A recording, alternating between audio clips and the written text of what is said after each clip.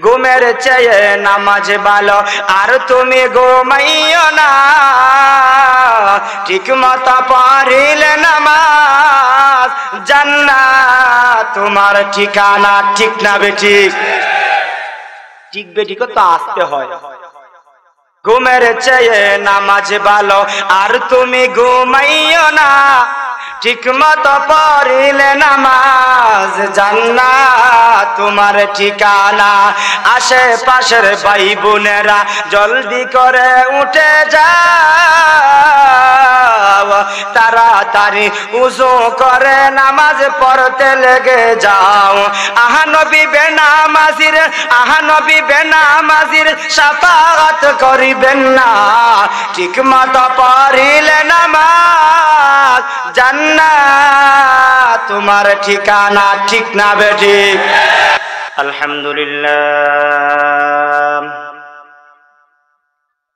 আলহামদুলিল্লাহিল্লাযী খালাকাল ইনসান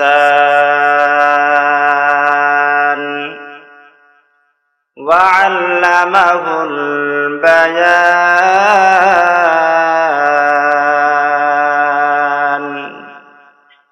ফাসুবহানাল্লাযী লা ইউহসা ইমতিনানুহু বিল লিসানি ওয়ালা বিল কলাম ونشهد أن سيدنا وسندنا وحبيبنا وطبيبنا وطبيب قلوبنا ومولانا محمدا عبده ورسوله صلى الله تعالى عليه وعلى آله وأصحابه وبارك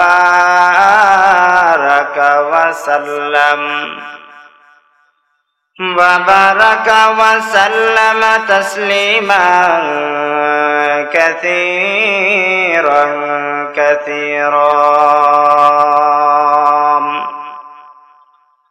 أما بعد فأعوذ بالله من الشيطان الرجيم بسم الله الرحمن الرحيم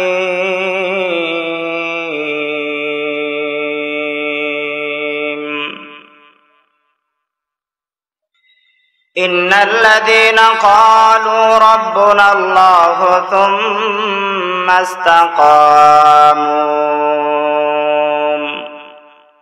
ثم استقاموا تتنزل عليهم الملائكة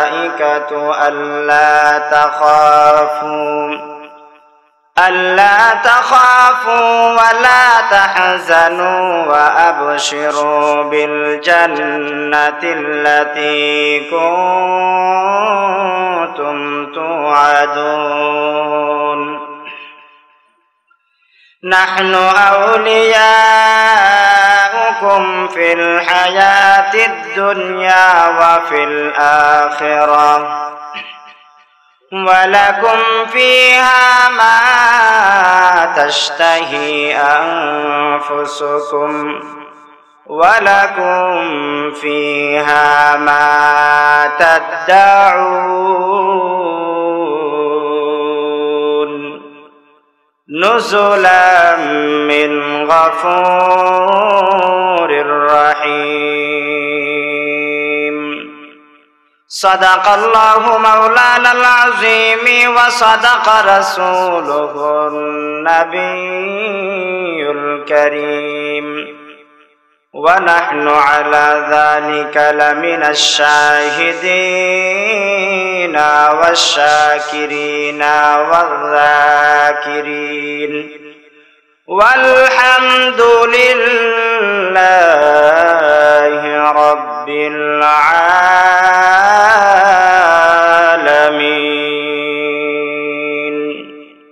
محبتের সাথে আমরা দুরূদ ইব্রাহিমী পড়ি اللهم صل على محمد وعلى آل محمد كما صليت على إبراهيم وعلى آل إبراهيم إنك حميد مجيد اللهم بارك على محمد وعلى آل محمد كما باركت على إبراهيم وعلى آل إبراهيم إنك حميد مجيد بلغ العلا بكمالهم حسنت جميع خصاله صلوا عليه وآله محمد کی نشانہ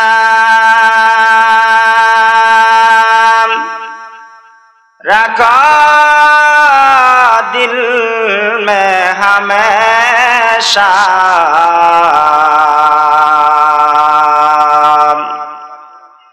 تاکہ شفیع مرد کمال امت مصطفیٰ بلغ العلا بکمالہم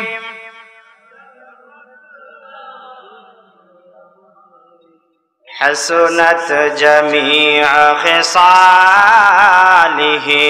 صلوا عليه وآله لا إله إلا الله لا إله إلا الله لا إله إلا الله لا إله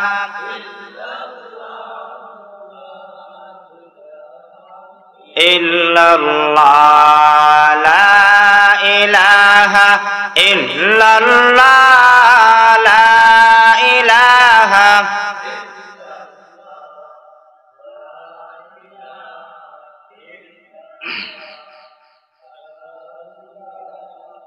إلا الله لا إله إلا الله لا إله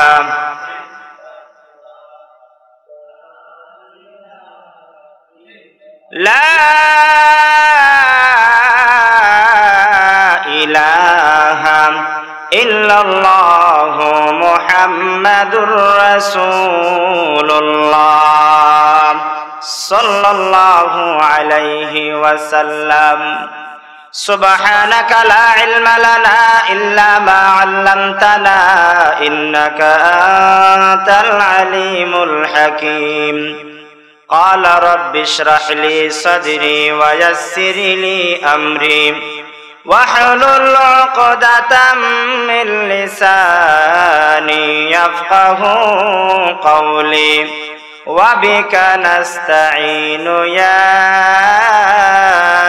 مستعان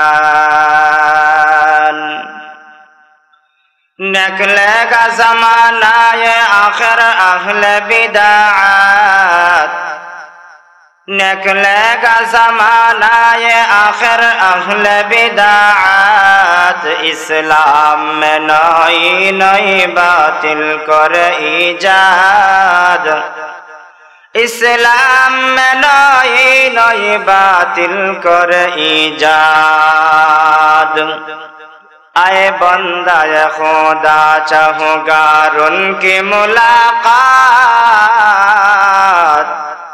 आए बंदा खुदा चाहूँगा उनकी मुलाकात जल्दी से आ बैठे सुनो हजरत की नसीहत जल्दी से आ बैठे सुनो हजरत की नसीहत दुनिया में हो दुनिया का तलबगार नहीं हो दुनिया में हो दुनिया का तलबगार नहीं हो, बाजार से गुजर हो खरीदार नहीं हो, बाजार से गुजर हो खरीदार नहीं हो। আলহামদুলিল্লাহ, ঐতিহ্যবাহী ২৫০০ থানার অন্তর্গত সোনাকান্দা যুব সমাজের উদ্যোগে কবরবাসীর রুহের মাগফিরাত কামনায়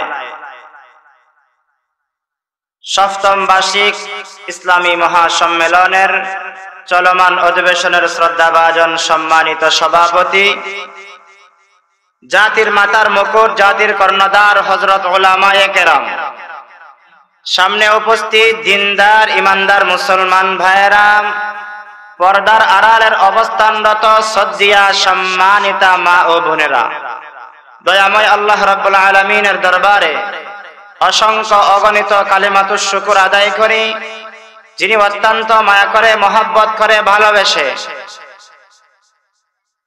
এই দুনিয়ার সমস্ত ঝামেলা থেকে ফারেক করে আল্লাহ রাব্বুল আলামিন আমাদেরকে আশার বসার তৌফিক দান করেছেন। সেজন্য রব্বে কারীমের দরবারে অন্তরের অন্তঃস্থল থেকে কালেমাতুশ শুকর আদায় করি, মুসলমানের আওয়াজে শুকরিয়া আদায় করি, বলি আলহামদুলিল্লাহ। লক্ষ কোটি দরুদ ও সালাম আল্লাহ তাআলার সৃষ্টির প্রধান আকর্ষণ, বিশ্ব সভার সভাপতি, বিশ্ব মানবতার মহান শিক্ষক, সাইয়্যিদুল মুরসালিন, খাতামুন নবিয়্যিন, ইমামুল মুরসালিন, শাফিউল মুজনাবিন, বিশ্ব পয়গম্বর দু জাহানের সরদার নবী, আশিক মাশুক নবী, সাদিক মাসদুক নবী, হাবিব মাহবুব নবী, উম্মতের কান্ডারি নবী মুহাম্মদুর রাসূলুল্লাহ সাল্লাল্লাহু আলাইহি ওয়াসাল্লামের উপর সর্বোপরি শুকর যে রব্বুল আলামিন এই পর্যন্ত নেক হায়াতান তাইয়্যিবা দান করে সুস্থতার মতন মহান দৌলত দিয়ে আল্লাহ রাব্বুল আলামিন হাজারো মানুষ থেকে যাচাই বাছাই করে আল্লাহ তাআলা যে আমাদেরকে দুনিয়ার জান্নাতের বাগানে আসার, বসার, কথা বলার, কথা শ্রবণ করার সুযোগটুকু করে দিয়েছেন, সেটাও আল্লাহ তাআলার পক্ষ থেকে বহুত বড় এক নিয়ামত। এই নিয়ামতের ভাগীদার তারাই হতে পেরেছে যারা এই মাহফিলের সামিয়ানার ভিতরে এসে বসতে পেরেছে। আমি আপনাদেরকে জিজ্ঞাসা করতে চাই, এই মাহফিলের মধ্যে এসে বসার দ্বারা আপনারা খুশি না বেজার? কারণ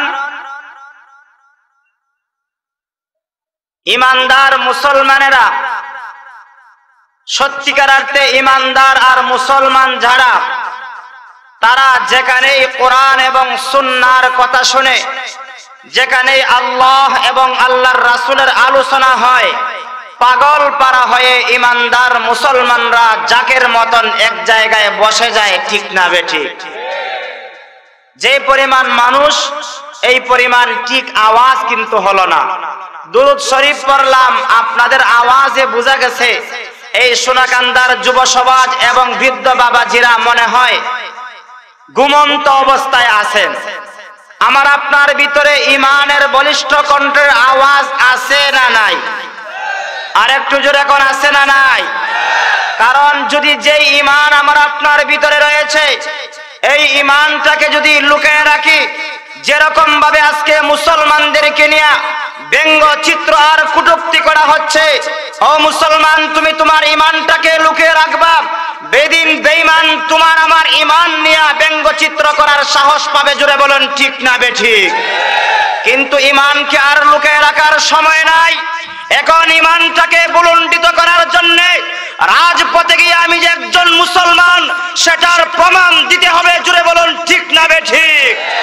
আজকে মুসলমানদের মুখের আওয়াজ, বুকের হিম্মত, ইমানি তাকাত, ইমানি চেতনা, ইমানি উদ্দীপনা, অটল অবিচল মুসলমান হারিয়ে ফেলার কারণে আজকে মুসলমান জায়গায় জায়গায় লাঞ্ছিত, অপমানিত, পদদলিত, নিষ্পেষিত, ঠিক না বেঠিক?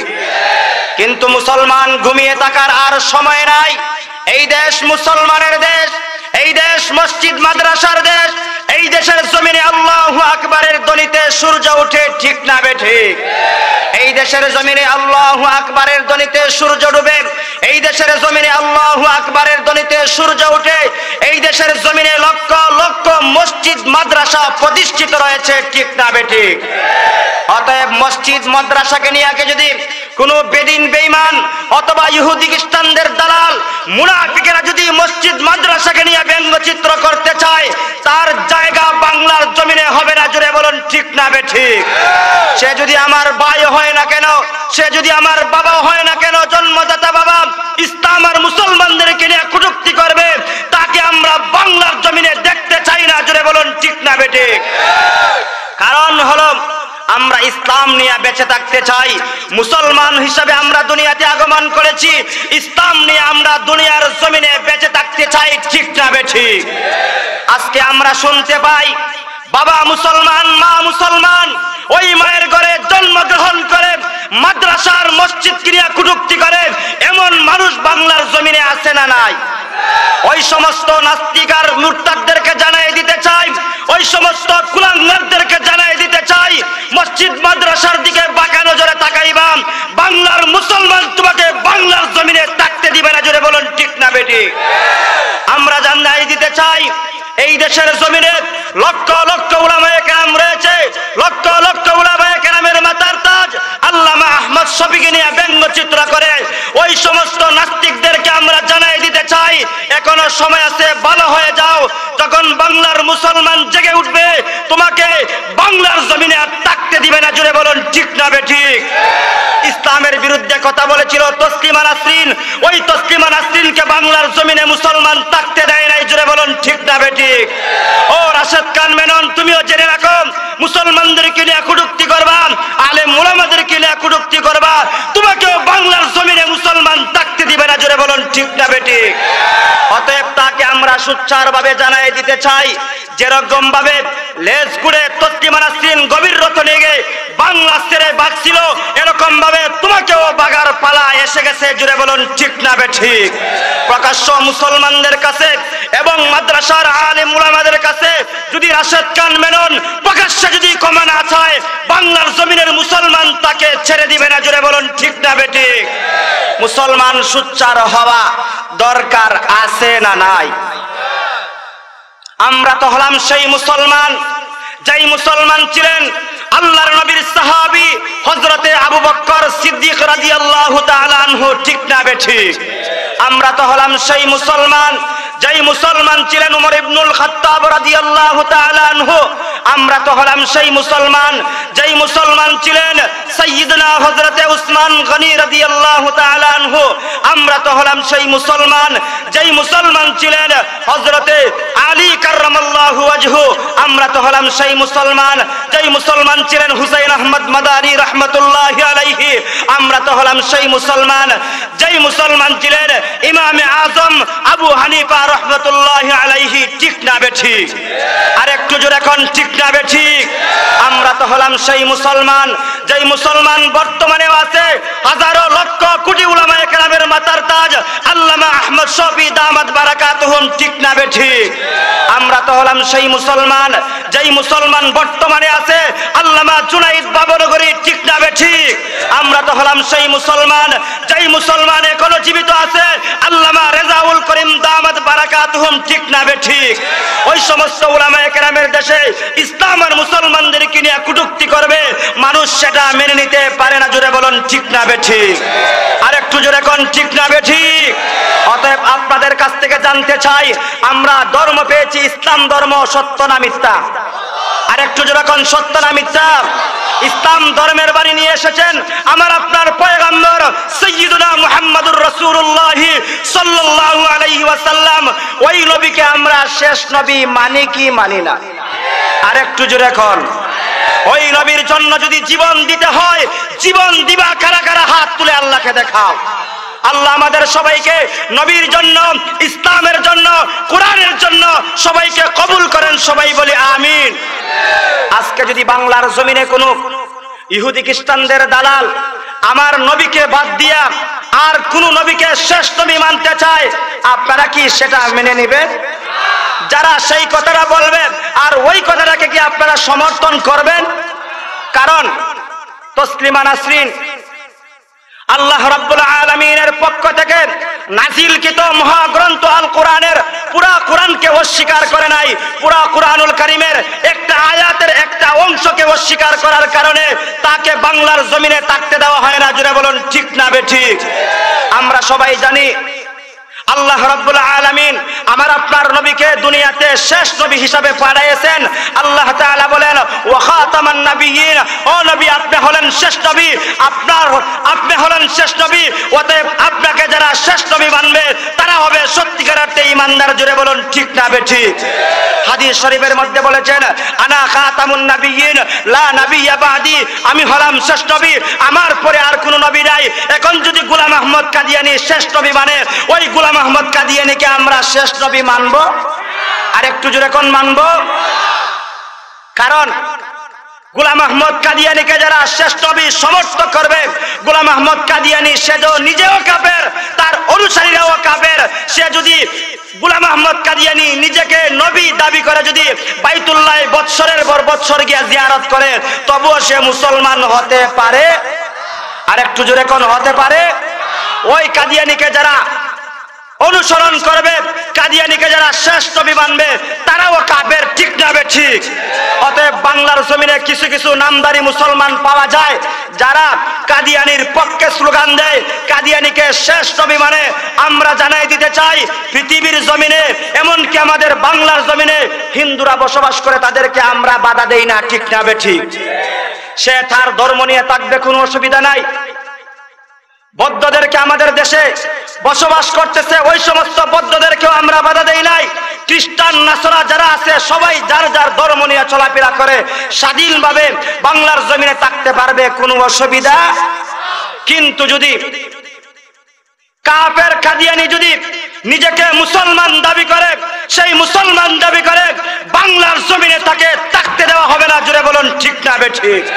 তাকে আমরা ও মুসলমান ঘোষণা করতে চাই কি চাই না? চান কারা কারা হাত তুলে দেখান। নারায়ে তাকবীর, নারায়ে তাকবীর। আওয়াজ কিন্তু হয় নাই, মুসলমানদের আওয়াজ দিতে হবে, কাদিয়ানীদের বিপক্ষে স্লোগান দিতে হবে। সবাই উচ্চ স্বরে বলি নারায়ে তাকবীর। হয় নাই নারায়ে তাকবীর। আল কোরআনের আলো, কোরআন সুন্নাহর আলো, কাদিয়ানীর আস্তানা ভেঙে দাও, চুরিয়ে দাও। কাদিয়ানীর আস্তানা, কাদিয়ানীর আস্তানা আমরা বাংলার জমিনে দেখতে চাই না। জোরে বলুন ঠিক না বেঠিক? কারণ আমরা নবীকে আমাদের জানের চাইতে মহব্বত করি। ঠিক না বেঠিক? আর একটু জোরে কোন ঠিক না বেঠিক? যদি কোনো সময় কাদিয়ানীর বিরুদ্ধে স্লোগান দিতে গিয়া যদি কোনো সময় কাদিয়ানীর বিরুদ্ধে রাস্তায় নামতে হয়, আমরা সবাই নামবো তো ইনশাআল্লাহ? আর একটু জোরে কোন ইনশাআল্লাহ? আল্লাহ আমাদের সবাইকে কবুল করুক, সবাই বলি আমিন। কারণ দুঃখের সাথে বলতে হয় আমরা আমাদের শেষ নবীকে শেষ নবী হিসাবে মানি। আদম পয়গম্বরকে আল্লাহ দুনিয়াতে পাঠাইছেন, নবুয়তের প্রয়োজন মিটে নাই। নূহ পয়গম্বরকে পাঠাইছেন, নবুয়তের প্রয়োজন মিটে নাই। ইব্রাহিম খলিলুল্লাহকে পাঠাইছেন, নবুয়তের প্রয়োজন মিটে নাই। মুসা পয়গম্বরকে পাঠাইছেন, নবুয়তের প্রয়োজন মিটে নাই। ঈসা রূহুল্লাহকে পাঠাইছেন, নবুয়তের প্রয়োজন মিটে নাই। আমার আপনার পয়গম্বরকে পাঠাইয়া আমার আল্লাহ তাআলা নবুয়তের প্রয়োজন মিটিয়ে দিয়েছেন। চিৎকার করে কোন সুবহানাল্লাহ। অতএব এখন যদি কেউ নবী দাবি করে, সেটা কি কোনোদিন মুসলমান মেনে নিবে? আর একটু জোরে কোন মেনে নিবে? অতএব যেখানেই যাই সেখানেই আপনাদেরকে সজাগ করে দিতে চাই, কারণ গ্রামগঞ্জের মানুষ এখন এগুলো জানে না। আজকে টাকা দিয়া, লক্ষ লক্ষ টাকা দিয়া ওই সমস্ত লোকদেরকে ক্রয় করে নেয়, কিনে নেয়, বলে তোমাকে 1 লক্ষ টাকা নিব, তুমি কাদিয়ানীকে বিশ্বাস করে নাও, আমাদের দলে এসে যাও।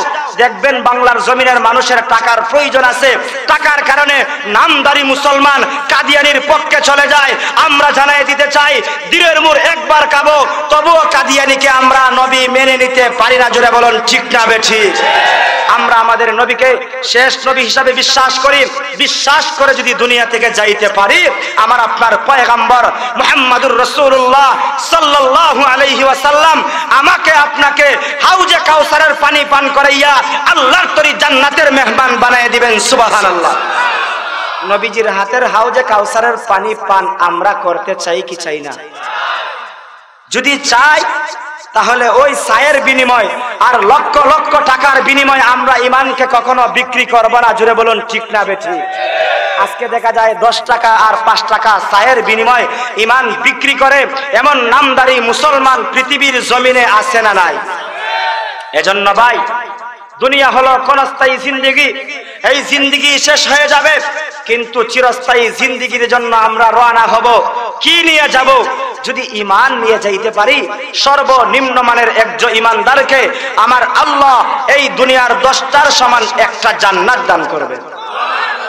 যদি ঈমান নিয়ে না যাইতে পারি, বেদিন বেঈমান হয়ে মারা যায়, দুনিয়াতেও লাঞ্ছিত হলাম, অপমানিত হলাম, কষ্টের কষ্ট সহ্য করলাম, আখিরাতেও চিরস্থায়ীভাবে জাহান্নামে যেতে হবে। জাহান্নামের শাস্তি কত ভয়াবহ, জাহান্নামের শাস্তি কত ভয়াবহ।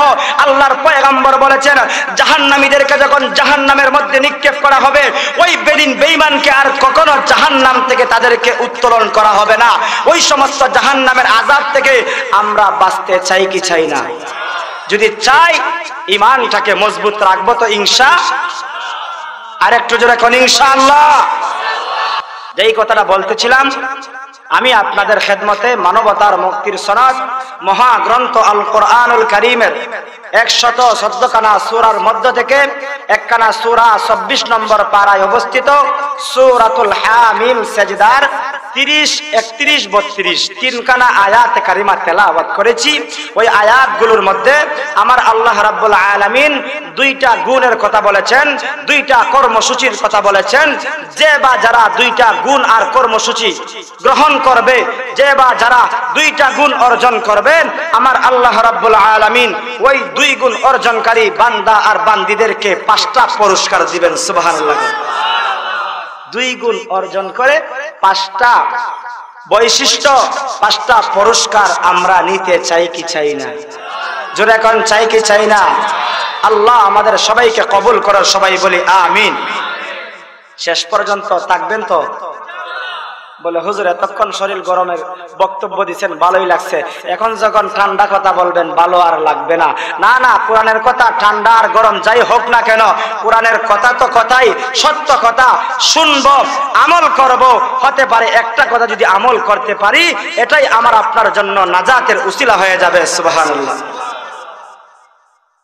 যেই কথা দিয়ে শুরু করতে চাই, একটা কথা বলতে চাই, আমার আপনার পয়গম্বর মুহাম্মাদুর রাসূলুল্লাহ সাল্লাল্লাহু আলাইহি ওয়াসাল্লাম যখন পৃথিবীর জমিনে কালেমার দাওয়াত দিতে আরম্ভ করেছেন, যখন একত্ববাদের দাওয়াত দিতে আরম্ভ করেছেন, তখন কিন্তু নবীজির সঙ্গে কেউ ছিল, গোত্রের লোকও ছিল না, পরিবারের লোকও ছিল না, সমাজের লোকও ছিল না, দেশের লোকও ছিল না, সবাই ছিল মূর্তি পূজক। নবীজি ছিলেন একা আল্লাহ তাআলার পক্ষে দাওয়াত দেনেওয়ালা। তখন সময় যদি নবীজি মনে করতেন আমার গোত্র আমার সঙ্গে নয়, আমার সমাজ আমার সঙ্গে নয়, আমার দেশ আমার সঙ্গে নয়, অতএব আমি একা এই দাওয়াত দিয়া কোনো লাভ নাই, আমিও তাদের সঙ্গে চলে যাই। যদি ওই সময় নবীজি তাদের সঙ্গে চলে যাইতেন, আজকে কি আমার আপনার পর্যন্ত ইসলামের দাওয়াত, কোরআনের দাওয়াত, কালেমার দাওয়াত এসে পৌঁছতো? আরেকটু জোরে কোন পৌঁছতো? নবীজি মনে করেছিলেন সমাজ আমার পক্ষে থাক অথবা নাই থাক, দেশ আমার পক্ষে থাক অথবা নাই থাক, আমার গোষ্ঠীর লোক আমার পক্ষে থাক অথবা নাই থাক, আমি কোরআনকে গ্রহণ করেছি, আল্লাহ আমাকে নবী বানায় দুনিয়াতে পাঠাইছেন, আমি কালেমার দাওয়াত দিব, কোরআনের দাওয়াত দিব। যে ইচ্ছা থাকবে, যে ইচ্ছা চলে যাবে, আমার কোনো অসুবিধা নাই, আমি কিন্তু কালেমার দাওয়াত প্রত্যেকের কাছে পৌঁছায় দিব। চিৎকার করে কোন সুবহানাল্লাহ। আমার আপনার পয়গম্বর কালেমার দাওয়াত দেন, একত্ববাদের দাওয়াত দেন। দাওয়াত দিতে গিয়া বিভিন্ন ভাবে চক্রান্ত আর ষড়যন্ত্র আর নির্যাতনের স্টিম রুলার নবী মুহাম্মদ সাল্লাল্লাহু আলাইহি ওয়াসাল্লামের উপর চালাইতে আরম্ভ করলো। মক্কার আবু জেহেল, উতবা, শাইবা, ওয়ালিদ ইবনে মুগিরা সহ টপ লেভেলের নেতা খেতা তলপাট নির্দল যারা ছিল, সবাই নবীজির শত্রুতে রূপান্তরিত হয়ে গেল। নবীজি বললেন তোমরা যতই আমার শত্রুতা আর তোমার বিরোধিতা করো না কেন, জেনে রাখো আমি একটা মিনিটের জন্য, সেকেন্ডের জন্য কালেমার দাওয়াত কখনো বন্ধ করব না। চিৎকার করে কোন সুবহানাল্লাহ। মক্কার কাফের মুশরিকরা দেখলো আল্লাহর নবী বিশ্ব নবী রাহমাতুল্লিল আলামিনকে কোনোভাবেই স্তব্ধ করে রাখা যায় না, বন্ধ করে রাখা যায় না। যত দিন যায় ততই কালেমার দাওয়াত দেন, কোরআনের মিশন জ্বালাইতেছেন, কোরআনের দাওয়াত, কোরআনের আলো প্রত্যেকের দ্বারে দ্বারে পৌঁছে দিতেছেন। আবু জেহেলের মাথা গরম হয়ে গেছে। দেখবেন নেতার বিপক্ষে যখন কোনো কথা হয়, নেতার মাথা কি ঠিক থাকবে? আর একটু আস্তে কোন, কারণ তখন সময় নেতার মাথা ঠিক থাকার কথা নয়। কারণ নেতা বলবে কিছুদিন পরে আমার নেতৃত্ব থাকবে না, আমার ক্ষমতা যোগ্যতা থাকবে না, আমার টাকা আমার টাকার জায়গায় থাকবে, আমার সম্পদ সম্পদের জায়গায় থাকবে, কিন্তু আমার নেতৃত্ব থাকবে। অতএব নেতৃত্ব টিকায় রাখতে হলে নিজে যদি না পারে বারাটিয়াল বাহিনী আনেন। কি এদিকে মানুষ বলবেন না? দেখবেন নিজে যদি এক এলাকার সঙ্গে ঝগড়া লাগে, ঝগড়া লাগার পরে যদি তার সঙ্গে নিজে না পারে, দেখবেন বারাটিয়াল বাহিনী আনে, টাকা দিয়ে কিনে আনে না? যে তোমাকে বলে দিলাম ওই লোকটাকে হত্যা করতে পারলে 1 লক্ষ টাকা তোমাকে দিব। এ রাত্রে দিনে সব সময় সুবর্ণ সুযোগ খুঁজে কোন সময় সুযোগ পাইমু তাকে হত্যা করবো, আর হত্যা করার পরে 1 লক্ষ টাকার মালিক আমি হয়ে যাব। আল্লাহর পয়গম্বরকে দুনিয়া থেকে বিদায় করার জন্য আবু জেহেল একটা চিঠি লিখলো, একটা পত্র লিখলো। আমরা তো কোনোভাবেই আব্দুল্লাহর পুত্র মুহাম্মদ সাল্লাল্লাহু আলাইহি ওয়াসাল্লামকে প্রতিহত করতে পারি না। অতএব চিঠির মাধ্যমে শাম দেশের জালেম এক বাদশা ছিল, ওই বাদশার কাছে একটা পত্র লিখলো। পত্র লেখা বলতেছে, তুমি কি পারবা আব্দুল্লাহর পুত্র মুহাম্মদের মোকাবেলা করতে? যদি পারো তাহলে তোমার জন্য পুরস্কার আছে। সে তো জালেম বাদশা, জালেম কি মুসলমানদেরকে কখনো দেখতে পারবে? তার মনের ভিতরে হিংসা, হিংসার আগুন জ্বলতেছে। এখন যখন সুবর্ণ সুযোগ পাইছে, ওই দেশ থেকে আমার কাছে চিঠি দিছে তার মোকাবেলা করার জন্য। অতএব আর সময়টাকে, সুযোগটাকে আর হারিয়ে দেওয়া যায় না। ওই তয়েব সুযোগটাকে সুবর্ণ সুযোগ মনে করে সে মনে করলো যে আমি আব্দুল্লাহর পুত্রের মোকাবেলা করব। এই মনে করে একজন দুইজন নয়, 12,000 বাহিনী, সেনাবাহিনী লইয়া সুদূর শাম দেশ থেকে মক্কা নগরীতে প্রবেশ করেছে। আইসা আল্লাহর পয়গম্বরের কাছে একটা ডাক পিয়ন দূত একজন লোক পাঠাইয়া দিল, যাইয়া বলো আব্দুল্লাহর পুত্রকে আমার কাছে আসার জন্য। যদি আসে তো ভালো কথা, তার সাথে কথাবার্তার মাধ্যমে তার মোকাবেলা করব। আর যদি না আসে তাহলে আমার 12,000 বাহিনী লইয়া তার উপরে আমি আক্রমণ করব। তার উদ্দেশ্য বালা না খারাপ? আর একটু জোরে, আপনারা আমার ভাষা বুঝেননি, তাহলে হ্যাঁ না জোরে বলবেন তো। মহিলা গো মনে হয় ভিতরে বেশি হয়ে গেছে, আপনারা চাপ দিয়া বসেন, আরেক মহিলা বোনকে জায়গা করে দেন। আল্লাহ যেন আমাদেরকে তৌফিক দান করেন, আমিন। যেই কথাটা বলতেছিলাম, আল্লাহর পয়গম্বরকে শায়েস্তা করার জন্য 12,000 বাহিনী লইয়া একজন লোক পাঠাইলো। ওই লোক আইসা বলতেছে, ও আব্দুল্লাহর পুত্র মুহাম্মদ, ভাই এদিকে তাকাই, মেইন কথাটা আমরা শোনার চেষ্টা করি। একজন দূত ডাক পিয়ন পাঠিয়ে দিল, যাও গিয়ে বলো তাকে আমার কাছে আসার জন্য। যদি আসে তো ভালো কথা, না আসলে কিন্তু তার উপরে আক্রমণ করব। ওই ব্যক্তি যাইয়া আল্লাহর পয়গম্বরকে বলতেছে, ও আব্দুল্লাহর পুত্র মুহাম্মদ, শাম দেশের 12,000 বাহিনী লইয়া ওই বাদশা আসছে আপনার মোকাবেলা করার জন্য, আপনাকে বলছে যাওয়ার জন্য। আপনি যদি যান তো ভালো কথা, না গেলে আপনার উপরে কিন্তু আক্রমণ করবে। আল্লাহর নবী মনে মনে ভাবতে লাগলেন, সে তো আসছে আমাকে আক্রমণ করার জন্য, আমি কিন্তু তার আক্রমণের সঙ্গে যাব না, আমি যাব তাকে কালেমার দাওয়াত পৌঁছে দেওয়ার জন্য। দুজনের উদ্দেশ্য এক না ভিন্ন? সে আসছে শায়েস্তা করার জন্য, কষ্ট দেওয়ার জন্য, নির্যাতন করার জন্য, আর আল্লাহর পয়গম্বর যাবেন, রহমাতুল্লিল আলামিন যাবেন তাকে কালেমার দাওয়াত, ইসলামের দাওয়াত পৌঁছে দেওয়ার জন্য। সুবহানাল্লাহ। ওই সময় উনার কাছে উনার ছোটবেলার বন্ধু হযরতে আবু বকর সিদ্দিক রাদিয়াল্লাহু তাআলা আনহু বসা। একারের মধ্যে উনার স্ত্রী, প্রথম স্ত্রী হযরতে খাদিজাতুল কুবরা রাদিয়াল্লাহু তাআলা আনহা বসা। ইসলামের শুরু লগ্ন তো আবু বকর এবং ওনার স্ত্রী খাদিজা বসা। এই সংবাদ পাওয়ার সঙ্গে সঙ্গে হযরতে আবু বকর সিদ্দিক রাদিয়াল্লাহু তাআলা আনহু বলতেছেন, ও বিশ্ব নবী, আপনি একা যাবেন না, কারণ বাতিলরা আসছে আপনার উপর আক্রমণ করার জন্য। আমি আবু বকরকে আপনার সঙ্গে নিয়ে যান, যদি কোনো বাতিল আপনার উপর আক্রমণ করে আমি আবু বকর থাকতে আপনার উপরে কিঞ্চিত পরিমাণ আক্রমণ করতে দেব। নবীজি বললেন, তোমাকে দাওয়াত দেয় নাই, তুমি যাইবা না। তোমাকে দাওয়াত দেয় নাই, তুমি যাইবা না, আমাকে একা দাওয়াত দিয়েছে, আমি যাব।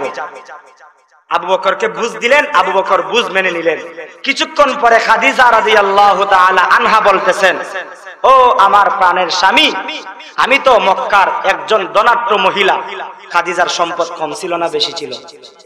হযরতে খাদিজা বলতেছেন, আমি তো একজন ধনাঢ্য মহিলা, মক্কার ছোট বড় সবাই আমাকে চিনে, অতএব আমি যদি আপনার সঙ্গে থাকি, হতে পারে আমার চেহারা দেখে, আমার প্রভাব আর আমার ক্ষমতা দেখে হতে পারে আপনার উপর আক্রমণ না করতে পারে, অতএব আমাকে আপনার সঙ্গে নেন। নবীজি বললেন, না, তোমাকে দাওয়াত দেয় নাই, আমি একা যাব তাকে কালেমার দাওয়াত দেওয়ার জন্য, আমি তার মোকাবেলা করব। ও নবীর উম্মতের দল, আল্লাহর পয়গম্বর হযরত আবু বকরকে বুঝ দিলেন, হযরত খাদিজাকে বুঝ দিয়া নিজে একা চলে গেলেন হযরতে খাদিজাতুল কুবরা এবং আবু বকরকে বসাইয়া ওই শাম দেশের বাদশাহ হাবিব বিন মালিকের কাছে কালেমার দাওয়াত দেওয়ার জন্য।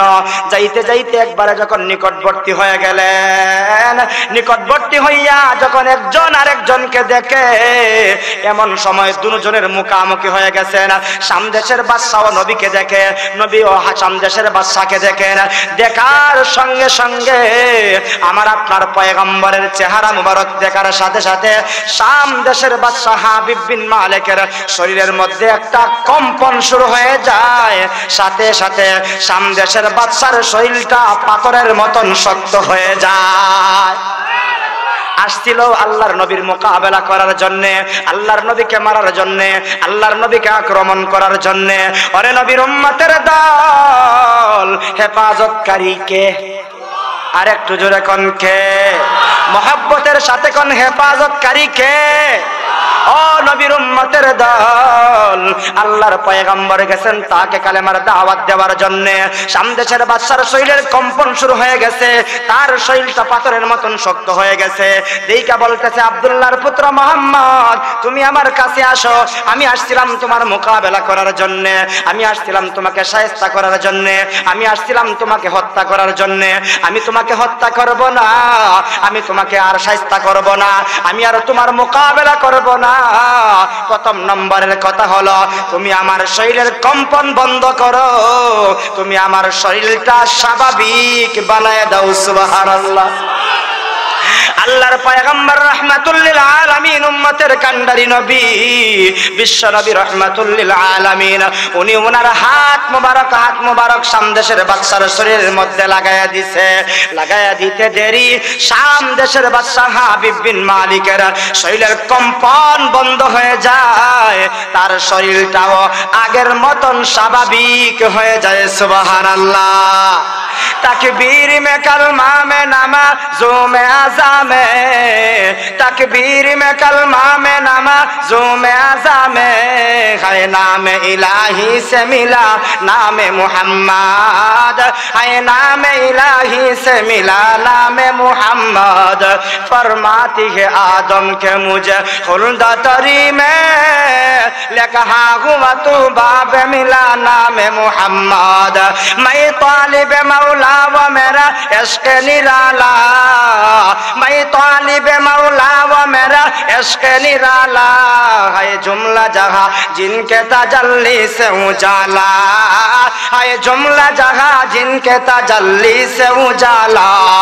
ও নবীর উম্মতের দল, আল্লাহর পয়গম্বরের হাত মোবারকের মধ্যে বরকত দিয়েছেন কে? আর একটু মহব্বতের সাথে কোন কে? আর একটু মহব্বতের সাথে কনকে সব বিষয়ের উপর ক্ষমতাবান একমাত্র কে? আল্লাহ যদি বাঁচাইতে চায় দুনিয়ার কোন প্রভাবশালী ব্যক্তি তাকে মারতে পারে না। আল্লাহ যদি মারতে চায় দুনিয়ার কোন মানুষ তাকে বাঁচাইতে পারে না। ঠিক না বেঠিক? সমস্ত বিষয়ের উপর ক্ষমতাবান কে?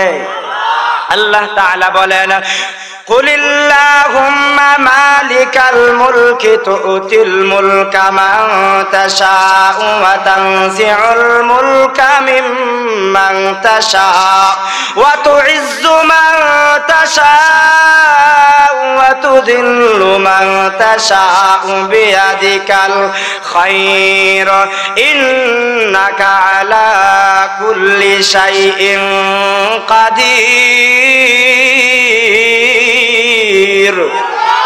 আল্লাহ তাআলা বলেন আমি আল্লাহ তাআলার কাছে সব বিষয়ের উপর ক্ষমতা। আমি আল্লাহ যাকে চাই ইজ্জত দিতে পারি, আমি আল্লাহ যাকে চাই বেইজ্জতি করতে পারি। সব বিষয়ের উপর ক্ষমতাবান কে? আমার আল্লাহ নবীজির জিম্মাদারি হেফাজতকারী হয়ে গেছেন। সামদেশের বাচ্চার জীবনটা পরিবর্তন করে দিয়েছেন। আরে নবীর উম্মতের দল আল্লাহর পয়গম্বরকে এখন সামদেশের বাচ্চা বলে আমি আর তোমার মোকাবেলা করব না, আমি আর তোমাকে শায়েস্তা করব না, আমি আর তোমাকে হত্যা করব না। এই মুহূর্তে আমি তোমাকে দুইটা প্রশ্ন করব, তুমি যদি দুইটা প্রশ্নের জবাব দিতে পারো তাহলে আমি মনে করব তুমি সত্য নবী। সত্য নবী প্রমাণিত হতে দেরি আমি নিজে কালেমা পড়ব, মুসলমান হব, সাথে সাথে আমার 12,000 বাহিনী লইয়া ইমানের কালেমা পড়ে মুসলমান হয়ে যাব। সুবহানাল্লাহ।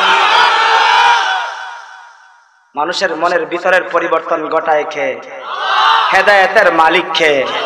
না হেদায়েতের মালিক কোন বাবা, কোন পীর, কোন আউলিয়া? এমন কি নবীও হেদায়েতের মালিক না, একমাত্র হেদায়েতের মালিক কে? সব বিষয়ের উপর ক্ষমতাবান কে? বিশ্বাস করি তো ইনশাআল্লাহ। আল্লাহর পয়গম্বর সামদেশের বাদশাকে বললেন তুমি আমাকে দুইটা প্রশ্ন কি করবা? বলে 1 নম্বরের প্রশ্ন হলো ওই যে বিশাল চন্দ্রটা দেখা যায়, ওই চন্দ্রটাকে যদি 2 টুকরা করতে পারো তাহলে আমি মনে করব তুমি সত্য নবী। বলে 2 নম্বরের প্রশ্ন কি? বলে 2 নম্বরের প্রশ্ন হলো আমার ধন সম্পদের অভাব নাই, টাকা পয়সার অভাব নাই, ইজ্জত সম্মানের অভাব নাই, তথাপিও আমার মনের ভিতরে কিসের একটা পেরেশানি, কিসের একটা অশান্তি যদি বলতে পারো তাহলে আমি কিন্তু কালেমা পড়ব, মুসলমান হব। তার মনে মনে 2টা প্রশ্নের জবাব আল্লাহর পয়গম্বর দিতেও পারবেন না, আমি কালেমা পড়ে মুসলমান হব না।